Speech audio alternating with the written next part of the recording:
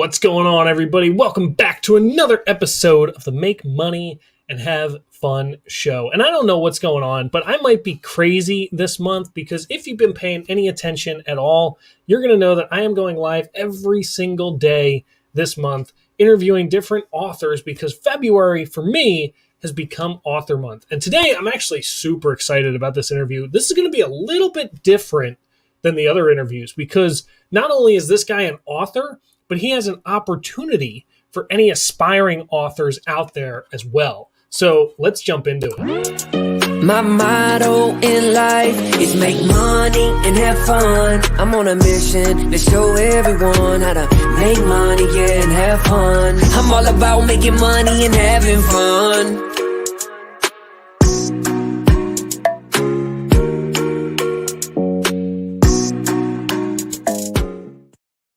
All right, so here's the deal. Let me tell you, give you a little backstory on how I came to befriend and start to know this guy. So I actually had, I guess about maybe 2 months ago now, I had my good friend Dr. Obam Bowen was on this show.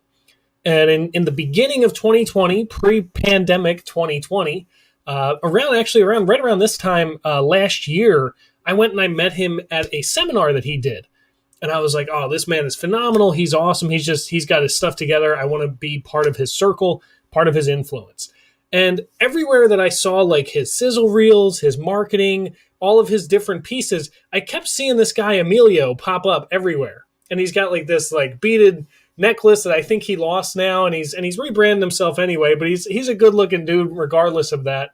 And I'm like, this Emilio guy seems to be on the ball, or either that or he's just stalking Dr. Obam and following him around everywhere. I wasn't sure which. But anyway, I kind of kept my eye on him, because I wasn't sure what was happening. Then all of a sudden he puts up a post on Facebook that says, hey, I'm having a beach retreat in Atlantic City. And I'm from Philadelphia, Pennsylvania. I'm like, that's an hour away. I'm definitely showing up. And I go there and I'm like, oh, this is a cool dude. He wasn't stalking Dr. Obam. He's got cool stuff going on. He's got a co-authorship program. He's got a Guinness Book of World Records hit that he did. I mean, he's got all kinds of cool stuff. But let's hear it from him himself. So please help me welcome Mr. Emilio Roman. What's up, Emilio? Hey, Fred, thank you for that wonderful introduction. You got me laughing backstage here, brother. Thank you so much. I just like to have fun on this show, man. That's all it is for me. I bring on fun people. We have a good time, and we just see what happens. Yes, man. Thank you so much, and I love the fact that you mentioned Dr. Obam Bowen because he's a United States Marine Corps veteran. Yep. And you're right. The sizzle reel you mentioned was in Canada, so we met in Canada. Wow, that's great. I've never actually been to Canada. No, that's a lie. I've been to Canada for about 12 hours. I had a layover there on my way to Italy. I love Canada, bro. Yeah, it seems like a pretty chill spot, I mean, I don't know who designed the airport there because for me, I think I was in Toronto, but to get from the airport to the city, it takes 3 train rides and it's an hour and a half. I'm like, who put this together? Like, you couldn't make it any closer? What the heck? Oh man, listen, love Toronto. Thank you for having me on, Fred. You're such a what's they call it, a breath of fresh air, man. Your personality, your whole tagline. I love it. Make money, have fun. Who wouldn't want to do that? Exactly. It's. I mean, I told the story on your show yesterday, yesterday was a whirlwind. I mean, I was interviewed on your show at 7:30. Then I did a keynote at 11. Then I had my own show at 1 p.m. and then I had my own mastermind at 7 p.m. So I'm just rocking and rolling over here. It's all about alignment is really just kind of the message that I'm trying to share. A lot of people talk about profitability versus annual revenue, or they talk about finding your passion, discovering your why, all that kind of fun stuff. I'm talking about bridging the gap between both. And that's why I bring people like you on here so we can just talk and have a great time and see what's going on. So what's going on in your world, man? You know what? I really love to connect with people like you because of your messaging, because your messaging is in alignment with what we do at, number one, the Spiritual Fitness Academy, and what we do with the Co-Authorship Network. And all of it is to serve people, right? Mm-hmm. And it's what we're doing. We're serving people. And when you can do that, the money and the fun, and all of it just shows up at the same time. Exactly. It's kind of interesting, right? Because a lot of us are either going one direction or the other. But the truth is, you gotta love what you're doing. Yeah. Yeah, well, I always look at things on a trajectory and just imagine it like a horizontal line. And if you're misaligned, if you're doing something that you don't love, you're always going to find burnout first before you find success.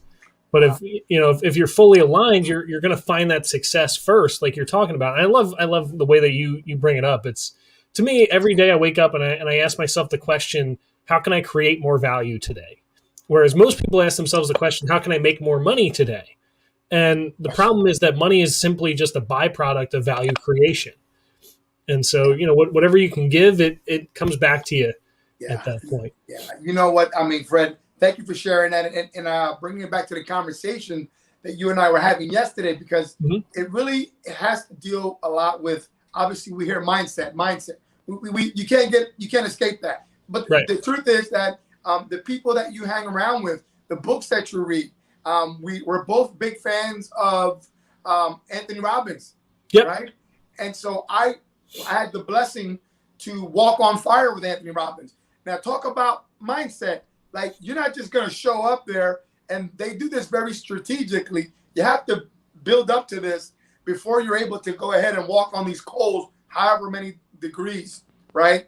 And I remember, if you don't mind me sharing this, when I got there to the point, I was like, oh, hell no, I am not going to do this. I'm a United States Marine Corps veteran. I've done all kind of weird stuff, but walking on fire, I wouldn't intentionally do this. Yeah. But anyway, I made up my mind that I wasn't going to do this. It's kind of weird, right? So anyway, at the end, I was like, no, I get it now. Like, to listen to him, I get it. And so when I remember going up, they instructed us that there's got to be a certain breath, a certain walk, a certain talk. Like, and when I got up there, some people were being rejected because he's got a spotter there. Anthony Robbins has someone there that checks you. And if your alignment, the way you're showing up, you're like, I'm ready to go, but you're like doing weird stuff. They tell you to go get back. I got there and I was just so locked on the person. I was just focused on whatever I was supposed to do. And they go, you ready, aren't you? I said, I'm ready. And when I got on the other side, it was like, and it was an amazing, amazing feeling. And I share that because it was a moment where I got to learn that we can really sell ourselves short. Because I said, I'm not going to do that. I like all the other good stuff he's talking about, but I'll be damned, I'm going to walk on fire. Yeah, and it's absolutely true. I mean, we play in this comfort zone on a daily basis. We're all kind of in this little space where it's safe, it's fun, it's kind, it's easy. I know how it's going to work. I know what the outcome's going to be because I've done it a million times before. But even when you step very slightly out of that, it's like, whoa, what the heck is happening here? I'm not ready for this. Yes. And like you said, it's like you're a United States Marine, getting shot at, whatever, like all kinds of crazy war stories I'm sure you could share. And you can't, your mind is like, no, I can't walk on fire. Like, what? It's an amazing thing. Thank you for that. And I was going to say, I learned this from Dr. Obambo, a gentleman, Marine that we both mutually respect. Right. He's one of his workshops. He says, 1% doubt, you're out. That's a quote from Dr. Obambo, which, by the way, if you don't mind me sharing, he did the forward to his forward is so amazing. I actually allowed it on both of my books. And so Dr. Obambo, Spiritual Fitness Survivor, and his story of not dying once, like 4 times, he flatlined.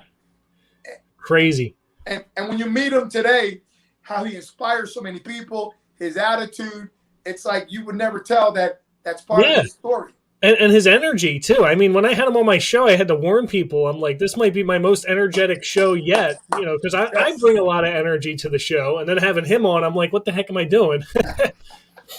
But anyway, let's kind of fast forward a little bit to today. So you jumped in, you did your Spiritual Fitness Academy thing. You kind of looked at your alignment and you said, you know what, I think I want to pivot a little bit. And so what do you got going on today? Tell us about that. Right. Well, thank you for that, Fred. And, my wife and I, we started the Spiritual Fitness Academy several years ago. And basically it's fitness with a spiritual center, right? So, we help people. We talk about the 3 pillars for us, and that is gratitude, forgiveness, and service. And so we did that very well. And a big part of the academy is the books, the spiritual fitness survivor books, Mm-hmm. right? And so as we were doing that, we started to realize that we love hearing people's stories, and we love helping people get their stories out. And we do that by one of 2 ways. Either they write in the book, right? They either write in the book here, the co-authorship, Right. or they write their own books. For example, this book here is my Maria Serrano. She has what's called an authority book. And so we just love that so much that we said, okay, let's move forward with this more, because for whatever reason, and I don't know how you if maybe you'll agree with this, but whenever people talk about spirituality, most people just want to share it, right? But when people talk about religion, they want to argue about it.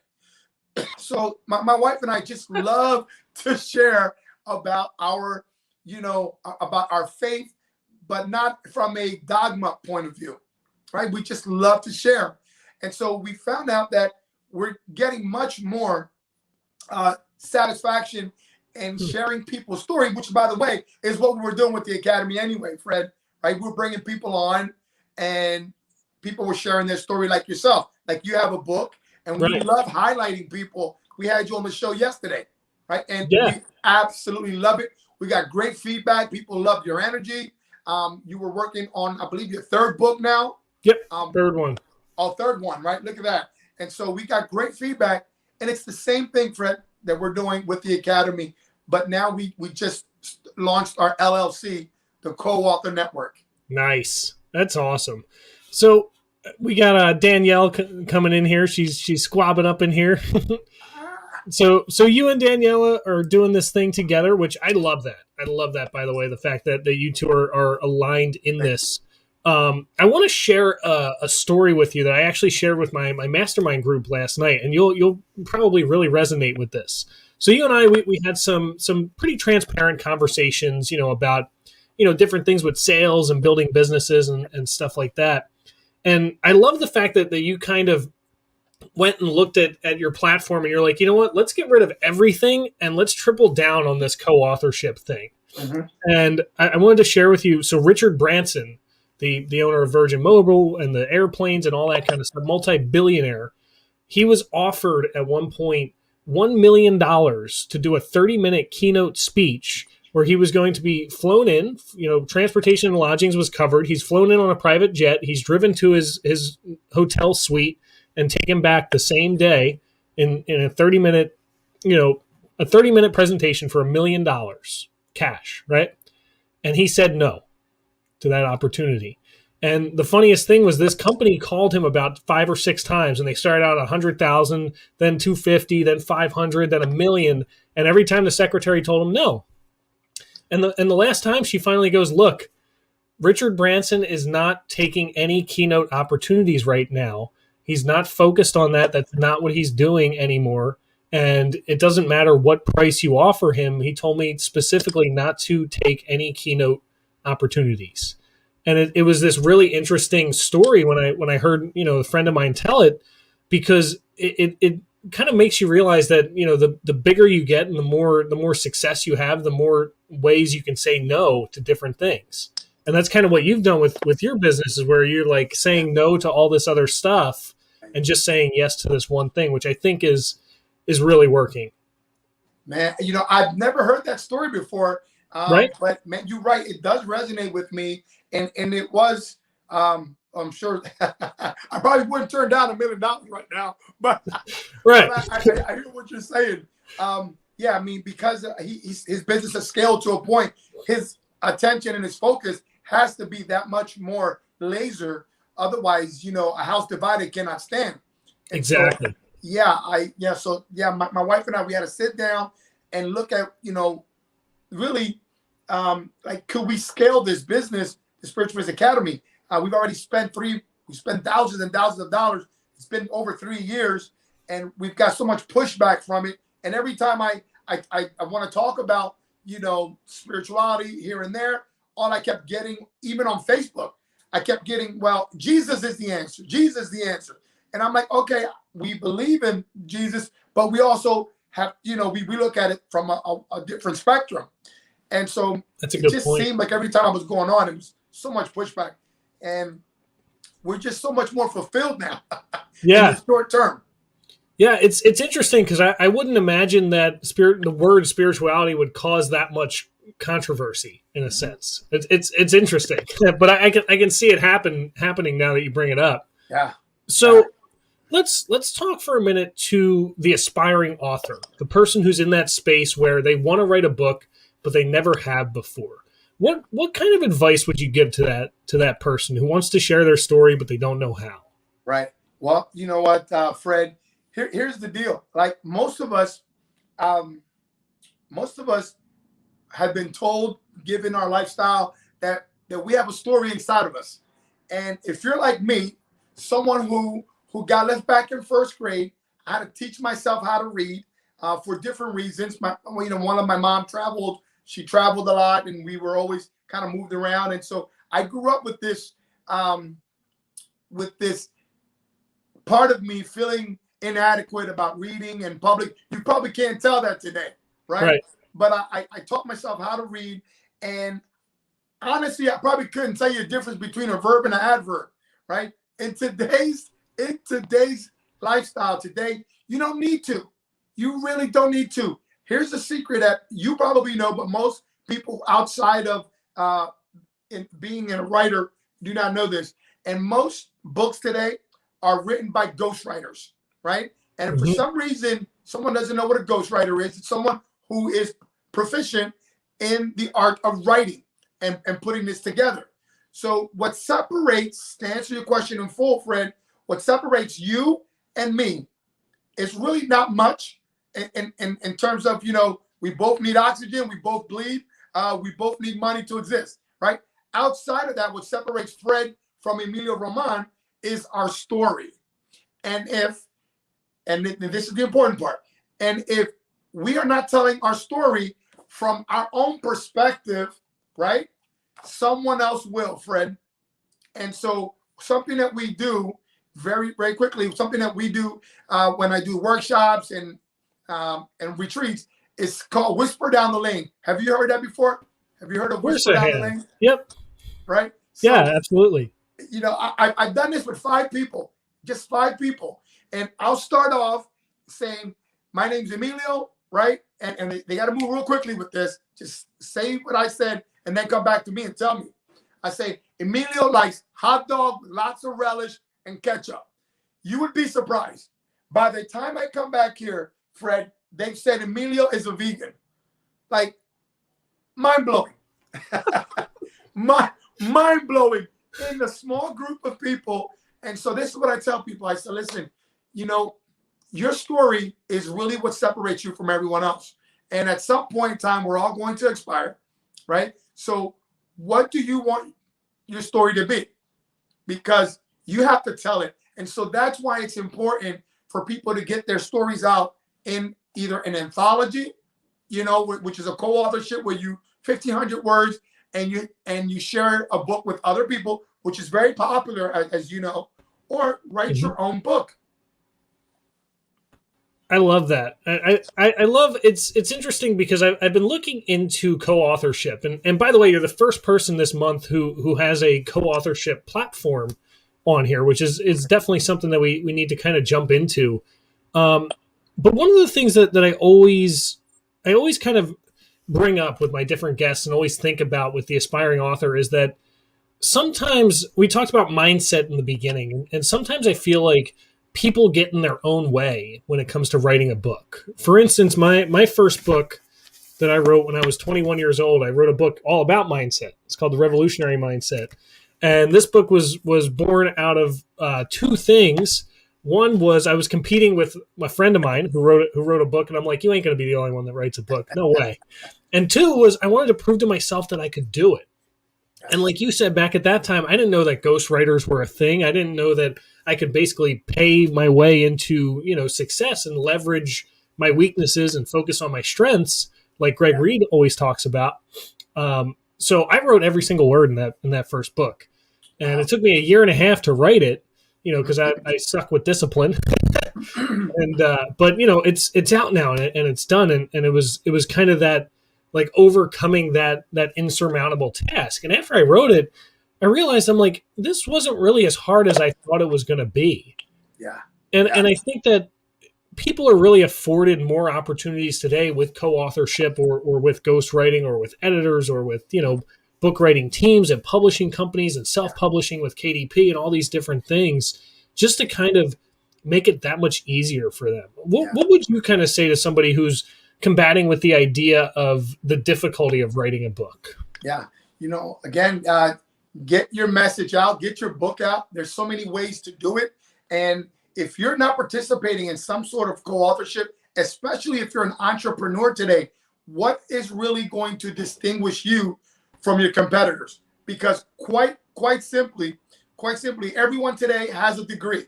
Everyone has all the skills. Everyone has the certifications. So that's not it anymore, right? And I tell people this: if there is someone who's got a doctor, who's got MD behind their name, and then there's someone named Emilio Roman, and I don't have all the education, but I have a Guinness World Record for being one of the few authors signing a book simultaneously, okay? Because of my book, which radio or podcast, who do you want to interview? The doctor or the person who's got the book? Right? Exactly. I literally just had yesterday Felicia Slattery on my show, and she trains speakers. And one of the first things she said was, look, if you don't have a book, you ain't getting on a stage. Like you're making your life so much harder. If your plan is to get on more stages and do more speaking and that kind of stuff, without a book, you got a full-time job ahead of you. I don't know who she is, but you know what? I think I've come across her through you now.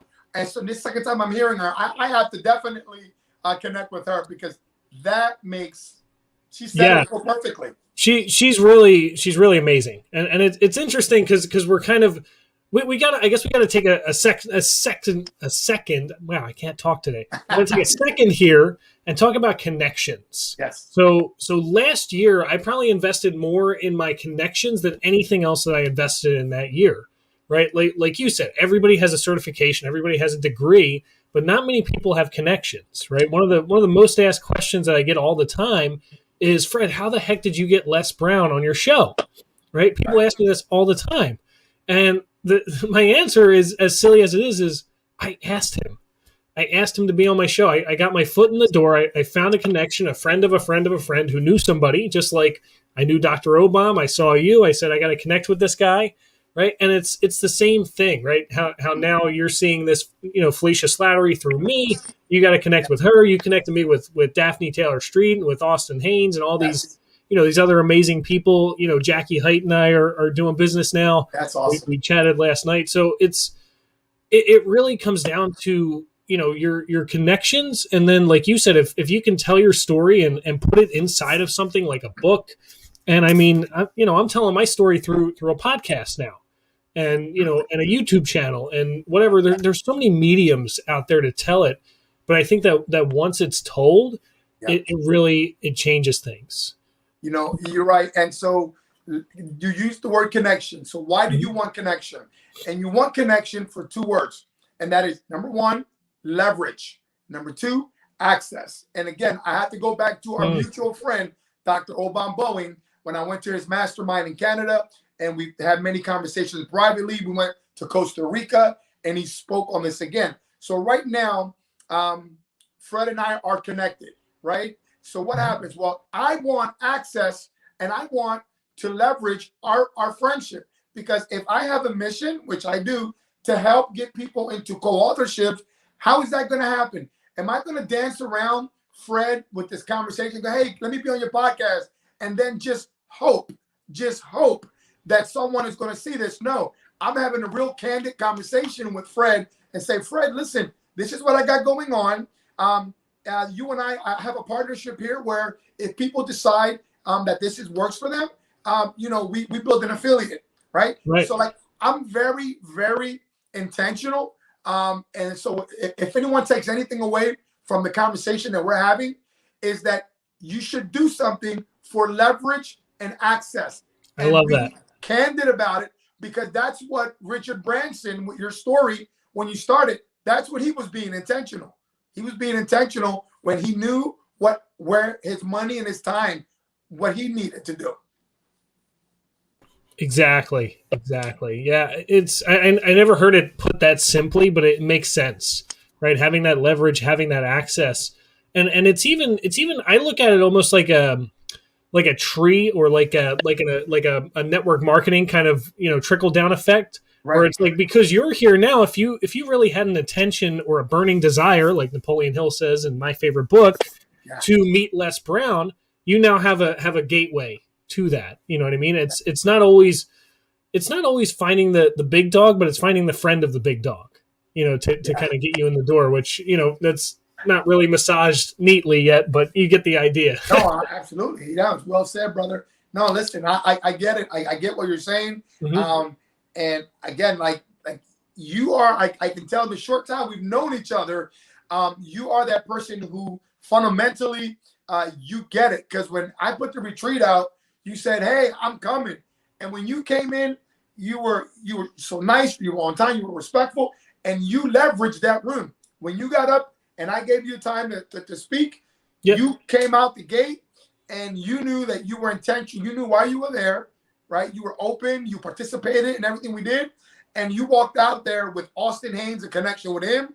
Right. He had you on his radio show with, again, with Jacqueline.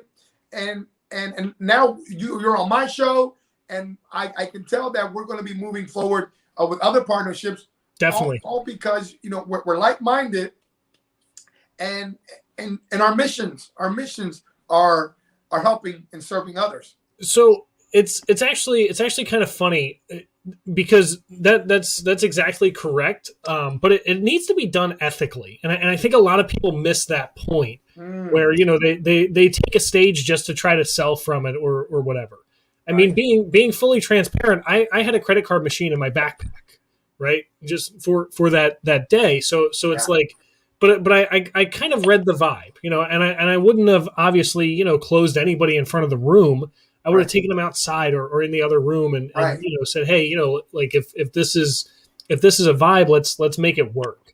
And I think that's one of the things that's really gotten me through. I remember, just real quick story, when I was 22 years old, I bought my first piece of real estate, my first rental property, and I had two guys come out to the house to assess it, to give me a $150,000 loan. I'm a 22-year-old kid at the time, buying his first ever house. Right. And I needed to convince these people to loan me $150,000 to get this house. And I did it. And it was almost this weird experience where, like, as soon as they got there, they kind of just both looked at each other and they were like, "Yeah, we're good." Like, and then, like, we toured the house and that kind of stuff. But you could just tell that they knew from the beginning, because of my level of respect, my level of ethics and morality, and when you bring that resonates with people. Yes, and like you said, the money comes from that, and it just grows from there. At that point, now I still have that property actually, and it's cash flowing $2,000 a month. So wow, it all just kind of trickles down from that. Yeah. By the way, Rosemary's here. She said, "Good morning, my friends." Hey, this is awesome. That's Rosemary from Canada. All right. Yeah, Rosemary Sanchez. Yes. She's one of my co-authors also, and she does publishing. You have to have her on your show. Definitely. Big influence in Canada. I love it. Yeah, definitely. I think we're friends now on Facebook, so I'll definitely be hitting her up. Yeah. So let's kind of wrap up with this co-authorship. So Danielle is jumping in here. She's talking about the co-author network takes the legwork out of writing your story, and we take the stress off of you. I feel like that's so true. I've never actually done a co-authorship myself, but how easy is it for somebody to jump into the co-authorship and actually get their story told? Right. So if, for example, there's many people doing co-authorships, and there's many different price points. So having said that, there's many different opportunities for people. Now, in terms of working with us, the level of ease is if you get accepted, because we're by invitation only. If I didn't say that before, while everyone's story is important and it should be told, Fred, when you come in, there's one or two ways. Either you got people that want to do their own, that they like to write, and writing is their thing. And so no worries. Depending on the book that we have, it's really simple. You send us your bio, your pick, and we give you the criteria on the wording. And then we take care of all the editing for you. Now, if you're someone who, let's just say, can't string two words together, we'll say, okay, this is where you're at. This is the point of entry, the cost to be in the co-authorship. If we're going to ghostwrite it for you, we're going to go ahead and we'll charge you an additional fee. So in either case, it really is simple. It really is simple. The hardest part is getting out of your head that to think that you have to be grammatically correct from A till Z. That is so true. I actually just found my first book on the shelf about 2-3 weeks ago, and I started reading it, and I was like, oof, this is some bad stuff. And then it was so funny because I put a post up, and I'm like, hey, my book's available on Amazon, but by the way, it's horrible. But if you want to check it out, it's on there. Yeah, no, you know what? And I've heard you say that now a couple of times. And guess what? What I say to that is, done is better than perfect. Yep. See, you got it out, you leveraged it, right? And so now you probably have gotten on many podcasts, many doors have opened up because the book has been written for you, right? Exactly. So there's always that Monday morning quarterbacking. Yeah, I could do this. In fact, this book here, just that we haven't even returned it in yet to her. I read my foreword that Danielle and I did for her, for Maria Serrano, and I'm like, oh man, we put somewhere in there her name is Mary as opposed to Maria. And so you know what? We laughed at it. And if there really is a big deal on the other end, we can always get that changed for the next edition. Sure. Just like you can. You can always get it edited. Exactly. That's why they have updated and expanded editions. There you go. We just go in and edit everything and then re-release the book. Hey, man. Yeah, so thank you, brother. I love this. Emilio, this has been so much fun. I'm so excited and so happy to have you on here. Thank you for having me, brother. What Thank you. parting words would you like to leave our guests with today? Your words of wisdom. You know, life shrinks or expands according to one's courage.